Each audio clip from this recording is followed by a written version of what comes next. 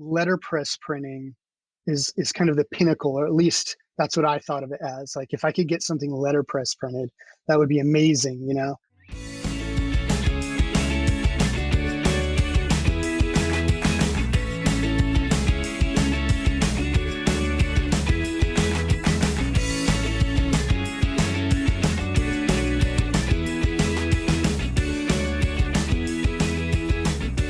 Welcome to the Exploring Washington State podcast. Here's your host, Scott Cowan. All right, Evan, I hit that record button, so whatever we say now is going to be recorded. Just kidding. But why don't you? So first off, what I know about you guys is you started a company called Hoban Cards in about 2011, a letterpress company. I have questions, but I'd like to hear a little bit about you before we start picking your apart about letterpress. Yeah, I grew up in Westfalia, Washington, and I'm still in the area here. But yeah, my wife and I met here. She also grew up here, and we went to school here. We went to ministry school here actually as well, and kind of met together at that time. And we had a daughter, and I kind of grew up with a background being interested in like digital artwork and graphic design. I eventually kind of got interested into software development and things like that, and taught myself a lot about that. And my first job was kind of making websites for people, for small businesses in the area. And then I eventually got a job at the county here, Lewis County, doing software development. And that's kind of what led me into sort of moonlighting with letterpress printing. Well, I think, there's got to be a connection. So here you are. Yeah. You're a computer guy, if you will. Your website, tech, and all this stuff. And now, how did you connect to letterpress? I mean, that's old school. There's nothing modern about it. So what drew you to that? Yeah. So when I first got into computers, I was sort of dinking around with Photoshop way back in the day when you could like pirate it, you know? Which I think so many people in my generation, my age group, that's how they started being interested in things like that, is they, we were able to get our hands on these free in quotation copies. And so, yeah, I was always interested in graphic design. And I think when you're in that space, I also was exposed to, software development and coding, and kind of dipping my toes into that world. And I eventually did some stuff in school and learned a little bit more about it, took some classes at Evergreen State College. And just most of it I taught myself. But so, yeah, I think I kind of got interested in letterpress printing because of that graphic design world. And within the graphic design world, print design is something that's kind of special. At least it was to me, because all of the graphic design work that I had been doing was all digital, right? It's all web work. It's all things that you're making digitally for folks. But if you could get something printed that you had designed, it was kind of special because it was expensive relative to getting something, on the web or whatever. And in that print world, letterpress printing is kind of the pinnacle, or at least that's what I thought of it as. Like, if I could get something letterpress printed, that would be amazing, because it's very kind of like a high quality sort of hands-on, and you can always tell if something's letterpress printed by the impression it makes into the paper. So that's kind of how I got interested in it. And I actually wanted my own letterpress printed cards for my business, and I didn't know how they were produced. I didn't know how to find a company that did that. So I basically just started nerding out like I do on everything. And, just spending a lot of time figuring out how these things were made. And I found that, there wasn't a lot of businesses around the area that still letterpress printed. It wasn't the 1950s anymore, So I eventually just got so interested that I wanted to purchase my own letterpress. And that's kind of how I got into it. So letterpresses, they're small, they're portable, they're light, you can carry them around. I mean, you have to have, so you have 3 presses now, correct? On the website? Your website says you have 3 presses. Is that still accurate? Yeah. Yeah. Okay. We have 4 now. Oh, 4. Yep. So your original press that you bought, is it one of the presses that you still have? Yeah. Yep. Okay. How much did that thing weigh? Yeah. So it weighs about 1,500 pounds. Yeah. See, It's completely cast iron. Not a very mobile or practical piece of business equipment. you didn't lug it up the stairs to your apartment. You know, Yeah. The funny thing is, though, that there's a kind of a fun story how I found it. okay. As you can imagine, tracking one of these things down after you've done all the research, it's a little bit difficult. There's not like a Kinko's you can walk into and just purchase a 1902 letterpress. So there's a lot of Craigslist searching, a lot of internet searching. There's forums specifically dedicated to letterpress printing online where you can find these machines. But what I decided to do was send an email out to all the print shops I could find on Google from Seattle to Portland, because we're right in the middle of the two cities. Basically saying, I didn't mention the word letterpress because I didn't want to tip my cap, but I was kind of saying, hey, I'm getting into printing. If you have any old printing equipment laying around, I'd love to just pay some money for it or come get it off your hands for free.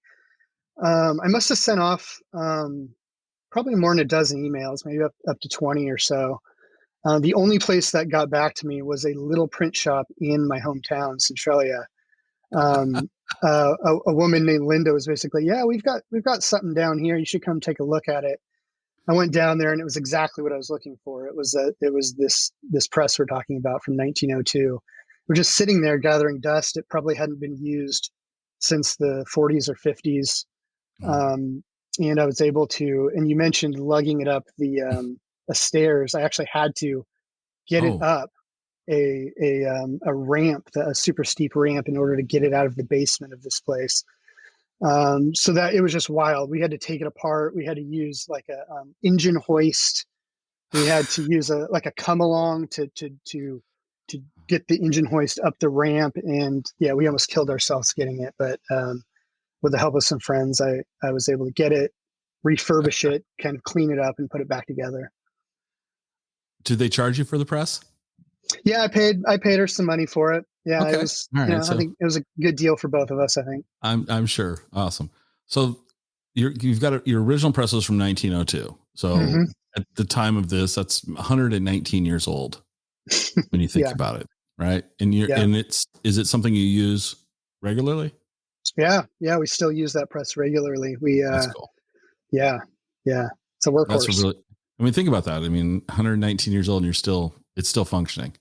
Yeah. And it's crazy. It's crazy how they're constructed, because, you hear the saying, they don't make things like they used to. It's so true when you see one of these machines, because they're all cast iron. And they're relatively simple, but everything on them is heavy and just, in the sound that it makes when it run is just so cool. You can tell it's just, hefty and well constructed. It's really nice. 119 years old. Parts are abundant. You can just go on Amazon, have whatever part you need, prime delivered in 2 days. How does one maintain? Because there's wear parts on these things, right? Yeah, there are. They require maintenance. Sure. How do you source supplies? Yeah, it's very difficult. If you break a part that you can't find, you either have to find somebody to cast the part again for you, which is obviously not cheap. There are, vendors throughout the country who specialize in sort of new old stock or just refurbished parts for these things, but they're going away. It's harder and harder to find these things. Sometimes you can get parts on Craigslist if you're lucky. But for the most part, these things are so well made. If you just keep them oiled and just maintained well, pretty much the maintenance is oiling and just keeping them kind of clean, then you're good to go, unless you drop them off a truck during moving them, which happens a lot. You're pretty much good to go. All right. So you have 4 presses now, which takes me to the question of, you started this as a side hustle. How's that? Call it a side hustle. Yep. What was the first thing you printed with your press? What did you start with? Yeah. So I started with, using some old lead movable type, they call it. I don't know if folks are familiar with it, but they're individual lead letters that back in the day, that's how they would compose newspapers or posters or anything that they're printing with these presses, is that they had to use what's called a composing stick to put all this lead type and set it all, And then what they do, they'd send it through a proof press, which is sort of a flat press. They would just quickly ink it, and the proofers would go through and make the proof marks on the newspaper, whatever they're proofing. And then somebody would go through tweezers and basically take out these tiny little letters that needed to be corrected, or punctuation that needed to be added. And then they'd proof them again and send it back to the proof press. And then they'd finally go to the final printing process. But the first thing I printed was with this lead type, because I got some with the press, just to kind of start getting used to how to print. And that was a lot of fun, because you not only learned how to print, but you learned how to sort of compose these letters. And I think I ended up printing just kind of a makeshift business card for myself with my name on it and stuff. That was the first thing I printed. I think I told you when we talked before the recording button on the phone that a buddy of mine has a letterpress down in California. And yeah, every now and then I get these calls from him. I just found some type, he's all geeked out about finding type, and he just buys everything he can get his hands on, and I'll find a use for it. Which I think is awesome. I'm not making fun of him. I just think it's awesome. And then he exposed me to the Hatch prints, the Hatch show. Yeah. Hatch show print. Those are cool. I mean, those are really, I think, pretty cool. And yeah, I got to go and tour Hatch Show Print, which is one of the oldest poster printing shops in the country. It's in Nashville, Tennessee. It's currently located in the country music sort of Hall of Fame building there in Nashville, but previously had its own sort of really cool building right on Broadway there in Nashville. And I got to go do kind of a tour, because my Claire, one of my employees, had done some interning and schooling with the lady who runs Hatch Show Print.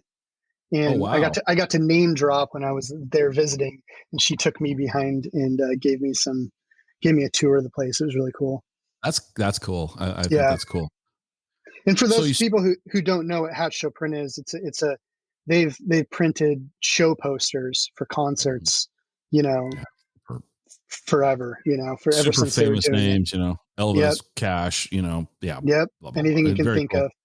Yep. Yeah. So it started as a side hustle, and now you got 3 people working for you. And I'm just I've got questions about your 2 employees. Okay. Yeah. So Ben, I'm reading his bio. So it's public. So I'm reading what it says. Ben is a Washington State native. He lives in Centralia with his wife and 4 children. And this is the part I enjoy. Ben enjoys playing guitar, beard maintenance, drinking of the holy bean, and cooking for his family. Yes. I love this. And then when he's not letterpress printing, he has an odd obsession watching StarCraft 2. Yeah. That sounds like an interesting human being. Yeah. Ben's awesome. Ben's a great human being. Yeah, we have a lot of history together. He's been one of my best friends for years, and he happened to be able to come and work for me too. And we just have a ball in the shop. And we have little quirks and things that we kind of poke fun at each other about. And I was able to write that bio for him. And I love that. Okay, so the beard maintenance was what I was cracking up. But yeah, did he have letterpress experience before he started working with you? He didn't. No, he had some construction experience. He's kind of a meticulous person, so it kind of fell. It was kind of right down his alley, and I kind of taught myself, and then I brought on him on when I needed some help, and he took to it really well. So my other question is about your other person, Claire. Mm-hmm. I'm assuming that it's her hands that we see in the video loading business cards in, because it's got a wedding ring and it doesn't look like it'd be yours. Yeah. Is that her? Okay. So the question I have then is, has anyone, I'm watching her, she's got this, she's got this flow going, right? Card in, card out, card in, cool. Yeah. Anyone had their hand, has anyone ever whoops, and got the hand kind of pressed? Not in our shop yet. There's Awesome. been many close calls, especially when you're learning how to print, because your tendency is to want to rescue a misfed sheet or Okay. Yeah, card. I would. And when you start learning how to do it, yeah, it is very much a flow. It's very much like this cadence that you have to get into, because what's happening is this, it's sort of like a clamshell that's coming open.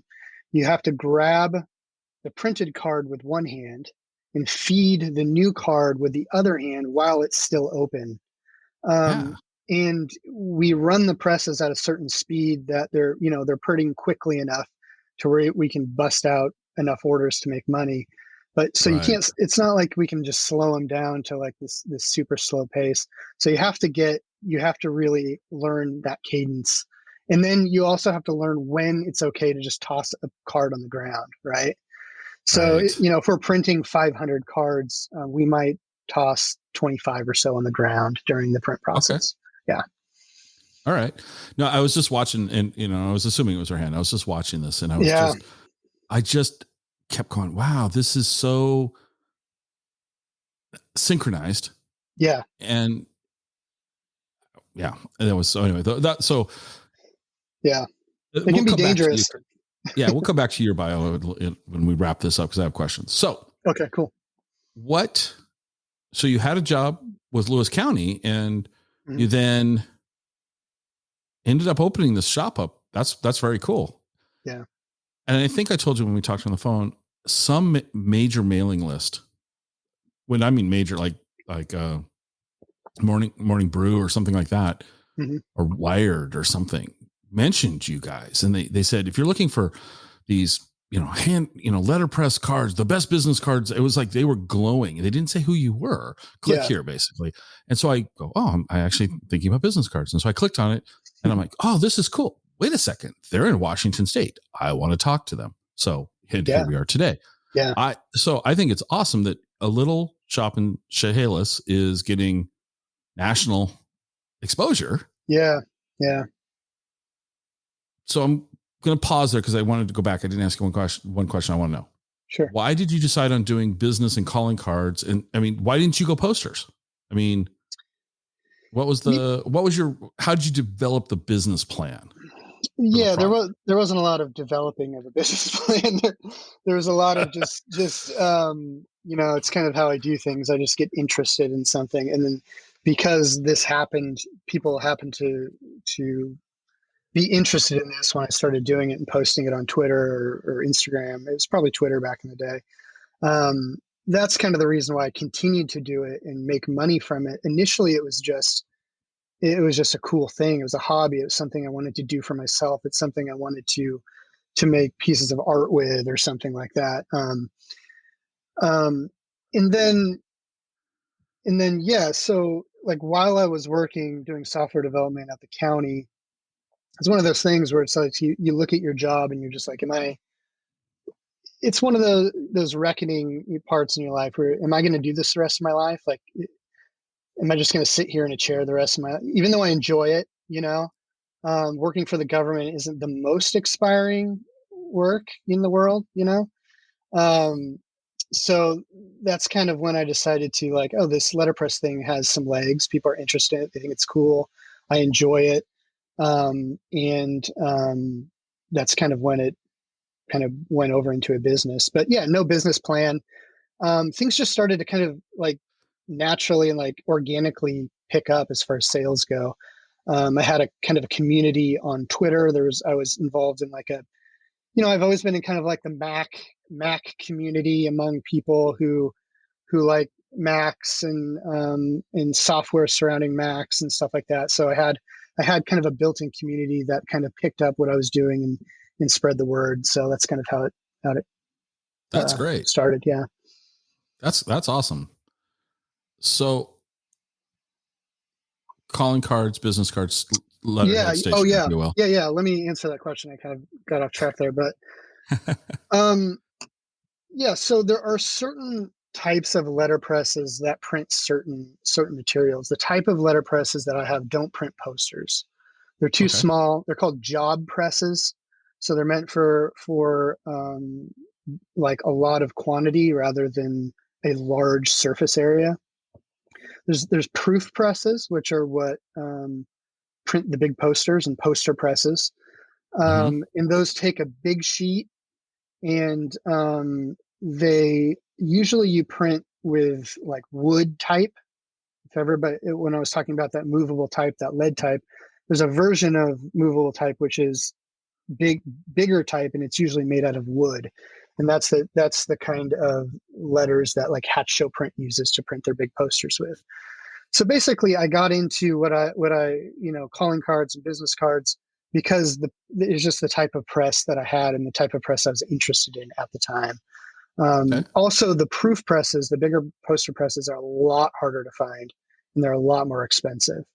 And then the business wise, you're not going to make a lot of money printing posters unless you're Hatch Show Print, and even that they're not even a for-profit business anymore. Okay. They're just they're a nonprofit. So printing business cards is just it's more profitable as a business. So yeah. Okay. Let's talk about the cards.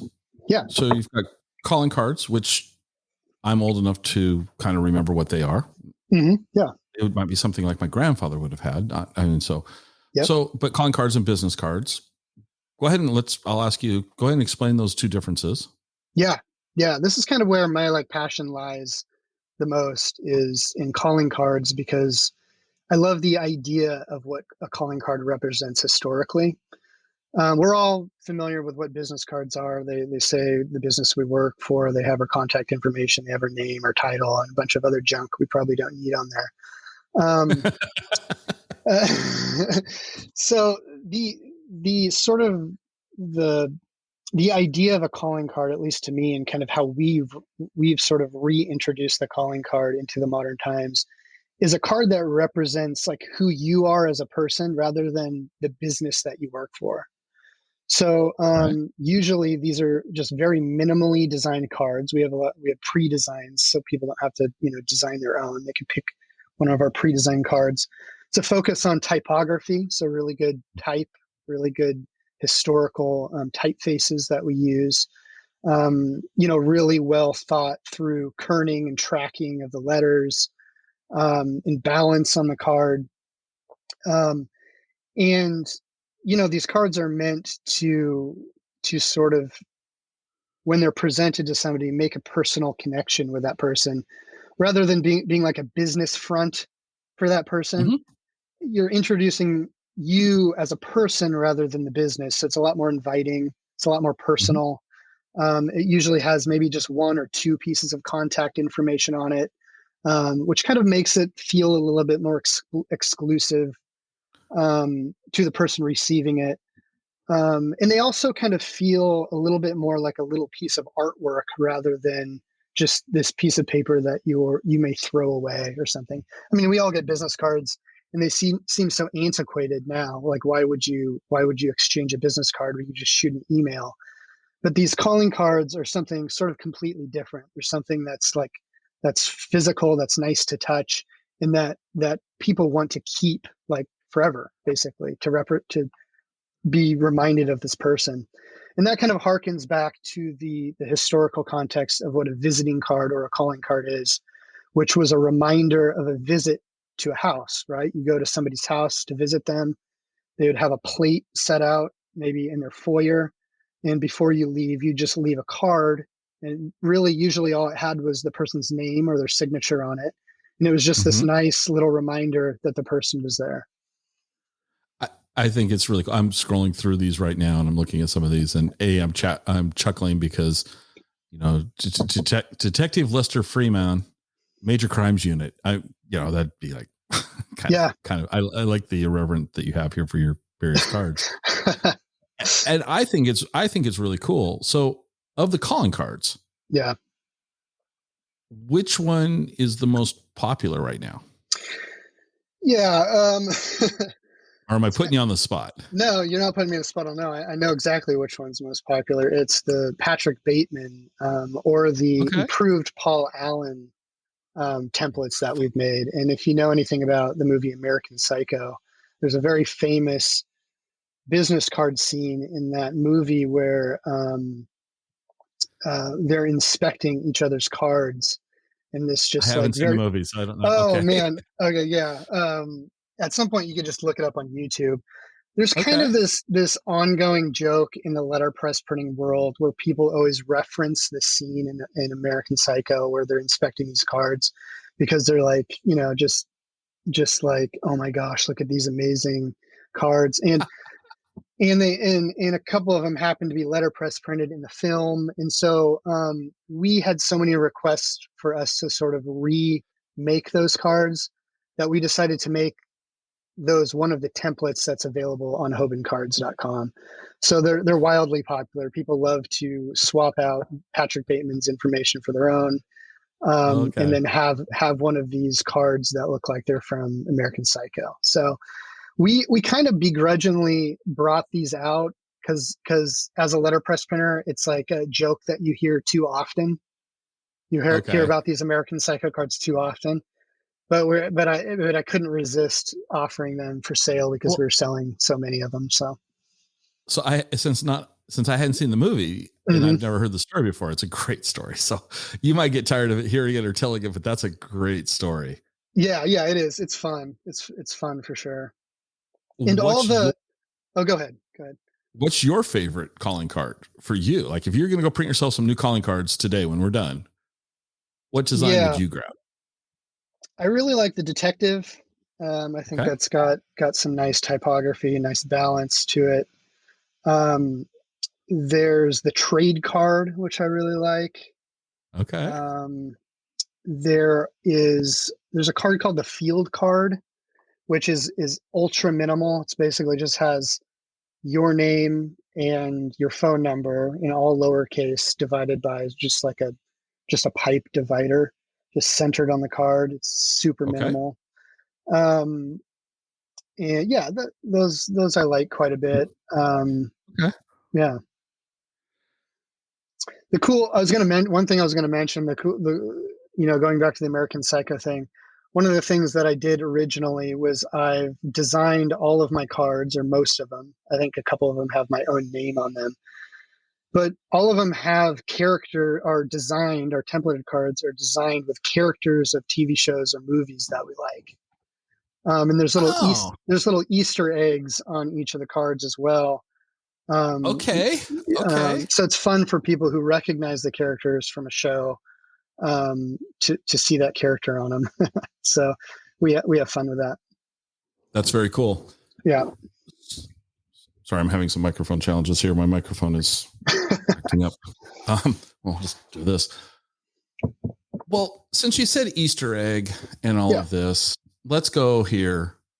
And what I talked to you about beforehand was Hoban Cards. How'd you come up with the name? Yeah, Hoban was a hastily put together name because I needed to put something on my business license. And at the time I wasn't really thinking that this was going to be a full-time business. And so at the time, one of our favorite, and still is one of our favorite television shows, is called Firefly. It was it was a show on Fox in like the early 2000s that got canceled, One of those shows, was outrage. Yeah, one of those amazing shows that gets canceled prematurely and is beloved and has a kind of a cult following. We were kind of in that camp, and one of the characters on the show is named Wash. They call him Wash in the show, but his real name is Hoban, which is not mentioned too often. And so that's kind of an Easter egg to that show. So I named it Hoban Press. So I think that's cool. I love the fact that you wrapped something that's important to you and, that means something to you. Yeah. And, I think that's very cool. So, I'm on your blog and you're talking historical typefaces and you're talking, you kind of have this reverence for historical stuff, it looks like. I mean, which in letterpress is looking backwards versus looking modern. Sure. But let's ask you moving forward, what do you think you're going to do with the company? I mean, Yeah. let me ask you this. Let me put you on the spot. If you ever could find a proof press, would you start doing poster type stuff, bigger format stuff? Would that be fun?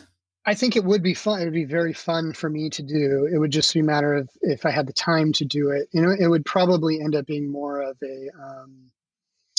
I've always wanted to do something where I could bring in young kids and introduce them to this machinery. The stuff that we have isn't the safest stuff to be around because they have these big flywheels. They're like 3.5, 4 feet high flywheels that are just whipping around. So, to have kids in the shop isn't super safe with the equipment we had. But if we ever got a big sign press or something, it'd be super fun to bring in kids and show them how these things are printed because everybody loves it. Everybody loves to see the letters and to spell something out that they want printed and crank the big crank over and ink the press and then see their poster come out. I think that'd be super fun. So if I ever did that, it would sort of be in that angle rather than sort of a business angle, I think. Okay. And then here I'm reading, you're using photopolymer plates. Yeah. Now, we just talked about using, movable type. That's right. But that's not what you guys are doing then, right? You're using this photopolymer? That's right. Yeah, we use plates. Okay. So we have unique plates created for every color that we print on a card. So if there's, one color on the card, it gets one plate for that order. Now, some custom orders we print have multiple colors. So they might have 2 colors on a double-sided card. So 2 colors on each side. That would require 4 separate plates to be made. And then it would also require the cards to be fed through the press 4 different times for each one of those impressions. And they're all fed by hand, one at a time. So you can imagine the time that it would take to print an order of 2/2 double-sided cards. Wow. So and that's a lot of labor. It is. And it's 4 times. Would it be 4 times what a single color one-sided card would be basically? Exactly. Yeah. Plus the paper, we print on really nice, like 100% cotton thick paper. For double-sided cards, they have to have really, really thick paper, so the impression doesn't show through to the other side of the card. So back to photopolymer plates, the reason why we don't use lead type anymore is because you are relegated to the type that you own, right? So you don't have any font choices other than the type that you might own in your shop. And it's, hard to track down type. It's hard to track down full sets of type to use. It's very time consuming and tedious to set the type for each order. So the cool thing about the plates is that we can typeset everything on the computer digitally on like Adobe Illustrator. So we can have access to anything, any amount of type we can imagine that's digital. And we can also make plates for other types of artwork like custom logos and things like that. So it's just very flexible and you wouldn't even close to be able to make money or make a business if you were setting type for all of these orders that come in. Okay. So I found my way on your site to the introduction of your current lineup of presses. Yeah. And so you've got this 1902. That was your original one. That's right. So you got a 1945. Looks a little more modern to me. Yeah, it's got darn similar. Yeah, it's got the straight spokes on the flywheel rather than the ornate curved spokes. Yeah. Right. So it's saving some money, in 45, World War II. Right. Sure. Okay. But then I'm looking at this 1970 Heidelberg. Yeah. And man, it doesn't look anything like the others. No. It looks like, I don't know, a really large lawnmower, honestly. Sure. So so you've got these Chandler and Prices, and then you've got this Heidelberg. Yeah. Yeah. The Heidelberg windmill I kind of refer to it as the Mercedes of letterpresses. It's the last type of letterpress that was ever made. They're workhorse presses. They're still used today to do numbering. So if a conventional print shop has, a bunch of conventional presses and they're printing off normal things, if they need to send a something they printed through a press to uniquely number them, right? 1, 2, Oh, 3, 4. gotcha. They use one of these presses because they can put a numbering machine in them that basically increments for every impression that it takes. So every once in a while, you'll still see one of these old letterpresses at a conventional print shop. But these presses are awesome. I mean, they print in the same way the Chandler and Price's do, with this sort of in clamshell platen impression method. But everything on them is better. The inking system's better. It's got an ink fountain, which can introduce ink into the print job at a consistent pattern. Because if you're doing a big job, the ink will run out and you have to replenish it on the ink plate so it doesn't fade. The ink doesn't fade over the print job.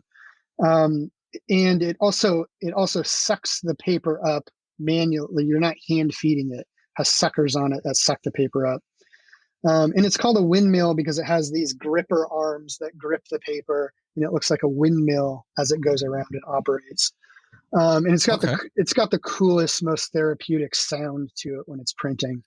On my Instagram, I have some video up there of it printing, and it's just got this awesome sound that everybody loves, and it's just really cool to see while it's in operation.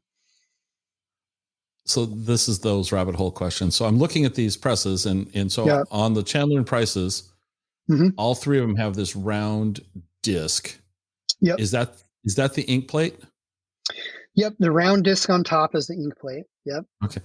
So if I were at your shop and you wouldn't let me near machinery, but if you did, you wouldn't let me. I'd be your L&I claim. I'd be that guy who was, Yeah, we don't mention L&I, so just. Yeah. Oh, sorry. Yeah. I meant letter and ink. Yeah. L&I, letter and ink. There you go. So if you said, Scott, we need you to print these calling cards, it's a 250 card batch. How's that? Yeah.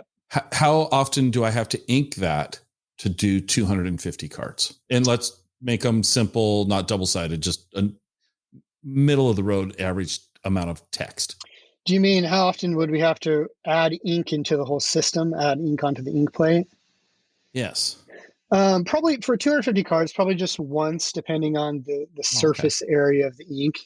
Of course, for every impression that's happening, the rollers are going up on top of the ink, grabbing ink off the ink plate and striking the form, which is the plate. So every impression, it's re-inking that plate. But yeah, to replenish the ink, probably just once for 250 cards. Just once. Yeah. Okay. Yeah. I was thinking about that. So, and what about, like, say on the Heidelberg, then it's got a different inking system. So you don't have, it just. Exactly. It can run longer. Yeah. And the Heidelberg is, I usually print like wedding invitations and things, larger items on that, still not poster size, but things that are larger or require like a big solid area of ink. Because it's more efficient in how it distributes ink. So you don't have to replenish the ink system as long as you have enough ink in what's called the ink fountain in the back that just introduces slowly the ink into the system. And you have to dial all that in. There's knobs and things you have to work with. So how long does it take you to set up? Okay, so I'm going to order some cards from you. Because we've talked about that too. So I'm going to send you this is what I want it to look like. You're going to put together something for me. You're going to send it back to me. We're going to look at it electronically. I'm going to give you the thumbs up. Yep. You create the plate. Are these plates created in-house, or do you have to send them out somewhere? We have another company make our plates for us because it's a whole different thing. We'd have to have a whole different setup in order to do that. But yeah. So you send the plate out to the vendor. They send the plate back. You've got the plate in hand. We're going to go and print my cards. Yep. We print my cards. They're great. You look at them, you cut them. I'm probably way oversimplifying things. But if I ordered my cards on the first of the month, how long is the process before I get my little box of my shiny box of new letterpress cards? Yeah. So the two main things we print are the calling cards, which we've talked about, this pre-designed simple cards that people can choose from. And then we have custom work. Custom work can be anything. It can be multicolor jobs and a bunch of other stuff. So it really depends on what you order. But assuming that you order just one of these calling cards, our turnaround time hovers right around 2 weeks. So Oh, you put that's not bad at all. you put in your order. We start the process. We start the plate making process. And then they go into a queue. And people in the U.S. usually get them right around 2 weeks. I think that's awesome. Yeah.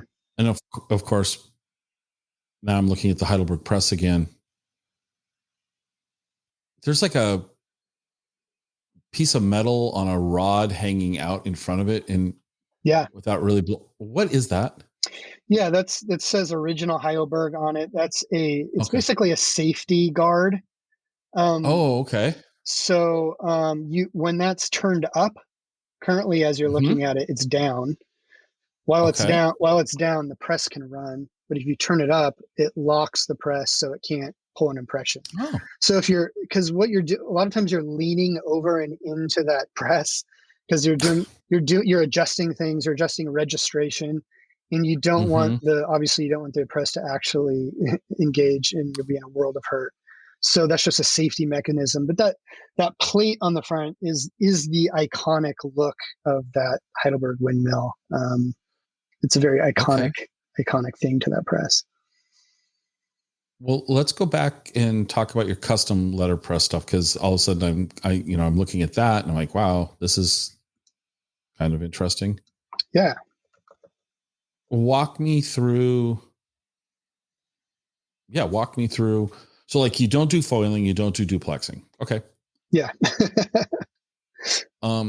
What is blind impressions? I mean, I know it says inkless. So what is that? We're just pressing, impacting on the paper to give it a. That's right. Yeah. It's a pretty popular look with letterpress printing. And so basically you just don't have any ink on the press. You take your rollers off. So it's not actually inking the plate. And all the plate is doing is just making an impression into the paper. And usually we make a very deep impression for a blind impression. It just creates a really cool look. Usually we use it for like a design flourish on the paper rather than, something that needs to be legible. But there's some good examples of that on my Instagram, or if you go to hobanpress.com, there's some pretty cool examples of how we've. I'll make a link to this, because this is cool. Yeah. So what else about the company haven't we? What haven't I asked you that we should talk about as far as the company? Yeah, I think one of the things when I was, we talked about developing the business before and having a business plan, and I said I didn't have a business plan, but I've really enjoyed, like, over time establishing that business plan. And the way I've done that is just by learning what I like to do, what I'm passionate about, what my customers like. And so, when you think about writing a business plan, you think about just sitting down and sort of hammering it out, right? Looking at statistics, doing all that kind of stuff. Well, I kind of view that as I've been sort of developing my business plan and tweaking my business over the last, 8 years. And one of the things that I've become kind of passionate about is about helping sort of opening up the world of letterpress printing to a bigger audience. And because it's pretty expensive compared to like conventional printing. Like when people think of getting business cards, they think of maybe going to Vistaprint, where Vistaprint has like as a deal, you can get 1,000 cards for like $10 or something like that, something ridiculous, as long as you print their logo on the back of the cards or something like that. And so you would think I'm competing with a Vistaprint, but I'm not. But we're not really competing on that level. We're kind of like a whole different. We appeal to sort of a different crowd. But at the same time, I wanted letterpress printing to be available to more people, because it seems a little like, old school and maybe a little esoteric and a little hard to come by. And so, which is one of the reasons I did Hoban Cards, kind of that whole side of the business, where we're making these relatively cheap calling cards that are pre-designed. You don't have to pay a designer to design them. You just hand us the info that you want on them. we'll take care of the kerning and the detail work. I love doing layout and design work, and I always have sort of this idea of designing for myself. So whenever I'm designing somebody's card, I imagine that I'm designing these for myself, and I want to please myself. And usually that works. It it makes them happy as well. So that's kind of like half of the business is this idea to get letterpress printing into more people's hands. And that also kind of works well as a business plan because you're opening up your audience more to a lot more people. So yeah, that's something I've been kind of working at and whittling away at for the last 8 years. So is it still fun after 8 years of doing this? Is it still fun? Put you on the spot. Yeah, it is. There's some things that are monotonous about it, just like there are for when you run any business. Yeah, but it's amazing. I mean, I love it. And what I like about it is obviously the printing aspect and the sort of the artistic aspect. But I also like to fiddle with my this is my company. Like I get to fiddle with it, kind of like you're you have a set of Legos and you're just building something, and you can tack on something and see if it works, and if it doesn't, you can remove it. I love because I have a software development background. I love that I can take something so old school as letterpress printing and mesh it with something like with technology that's happening like right now. Like I've been able to develop my own website. I've been able to build a little side app that I can communicate with my customers, and I can build my own little internal tools to manage our orders. And I love fiddling with stuff like that. And I just love having my own thing and knowing that everything I do is investing into my own thing instead of maybe a government website or So this is the part where we're going to switch over to when you're not running your business, what do you do for fun? And I'm on your Instagram, so I have 2 questions just to start with. Mm-hmm. I'm confused because I'm looking at the pictures. Okay. I see a picture of a woman on a subway wearing a red baseball cap. Yes. I'm going to guess that that's your wife. Yep. Okay. So I see a red New York Yankees cap. Mm-hmm. But a few pictures after that, I see Wrigley Field in an old Cubs cap. It's really important that you don't disappoint me. Where does your allegiance lie here? Yeah, I don't know if I'm going to disappoint you or not, but our allegiance really doesn't lie anywhere other than the fact. That's okay. Okay. Other than the fact that we were in those cities and we like to soak up as much of the the city culture as we can.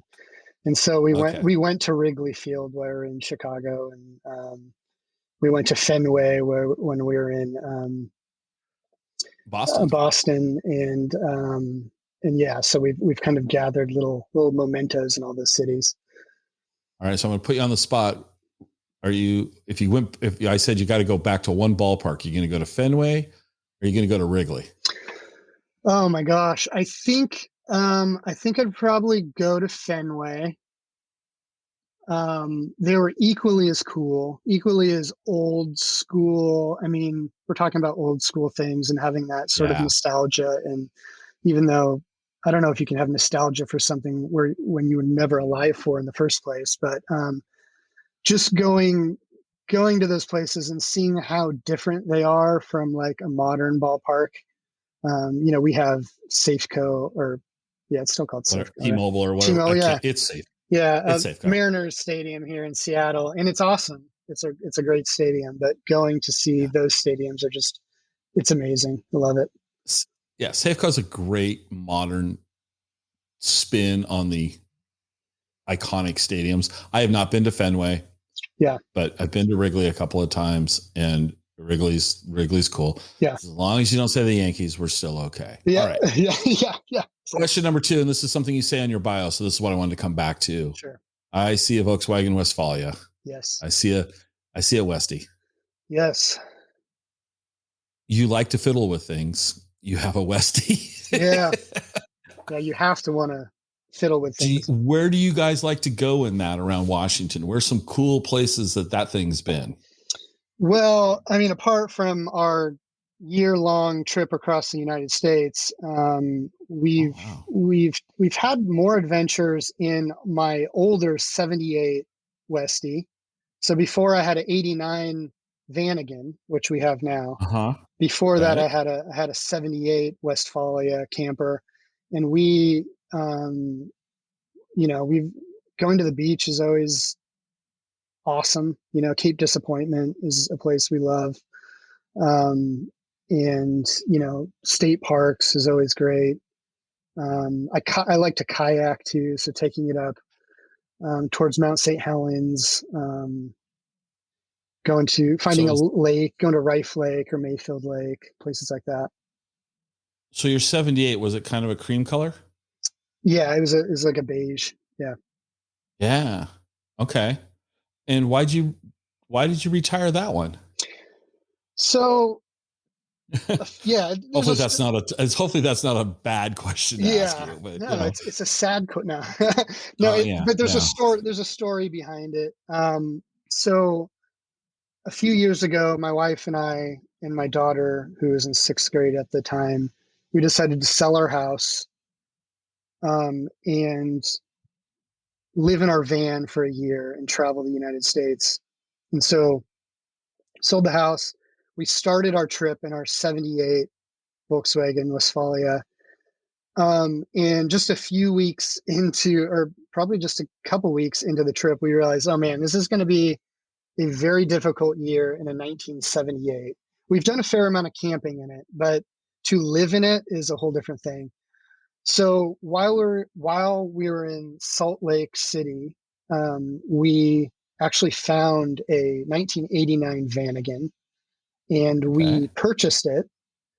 And my wife's father flew out to Salt Lake City and drove back our '78 to Washington with a friend of his for us. And we continued the trip in the '89. When we got back from our trip about a year later, I ended up selling the '78 just because we didn't have room to keep 2 Volkswagens in the fleet. So I was sad, but it was time to say goodbye to it. Time to move on. Yeah. All right.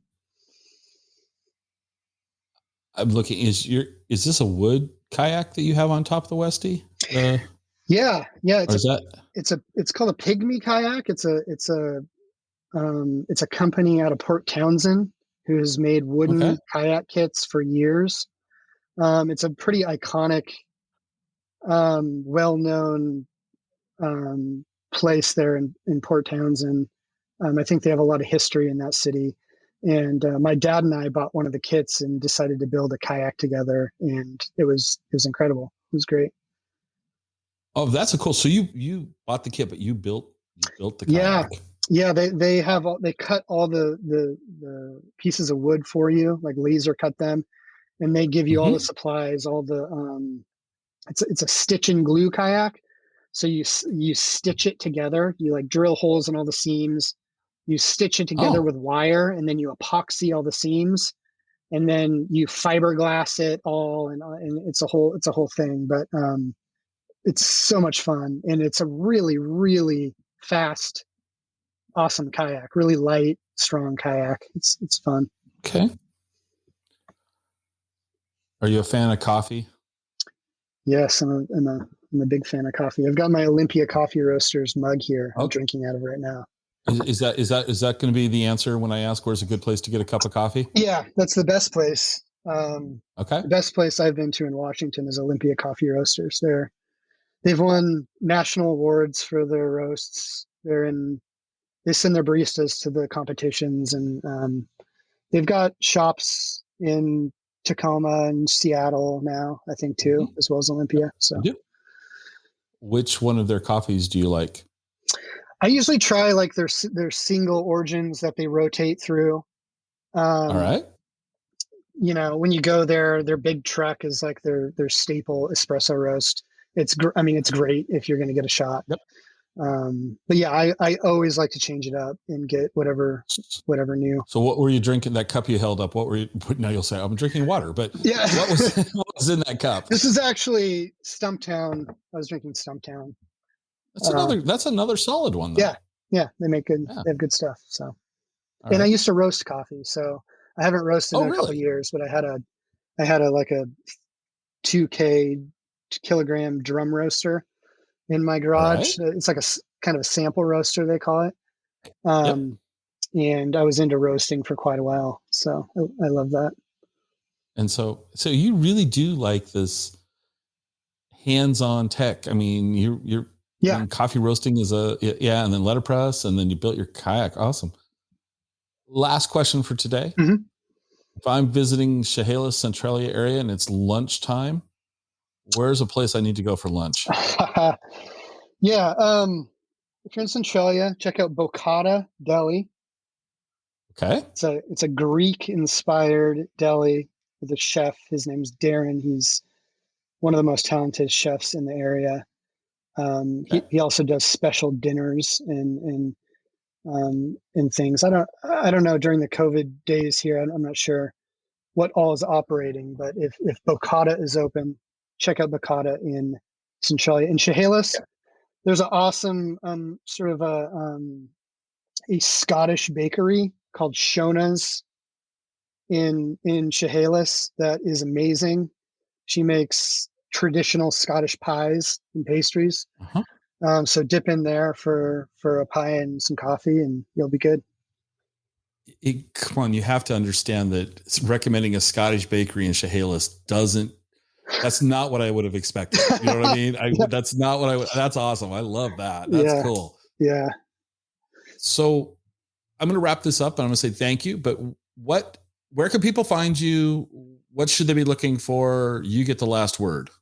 Yeah. If you want to check out our calling cards we spoke about, hobancards.com, check that out. We have some custom work on hobanpress.com. And then just our Instagram would probably be the best way to follow what we do. I've been posting some videos of the presses running and stuff. So Hoban Press on Instagram. And yeah, that's probably the best 3 areas. Great. Well, I really appreciate making the time to be here today. And once I push the record button and we stop recording, we're going to talk about me ordering some cards. So okay. have that conversation. But anyway, thank you so much for being on. Thanks, Scott. Appreciate it.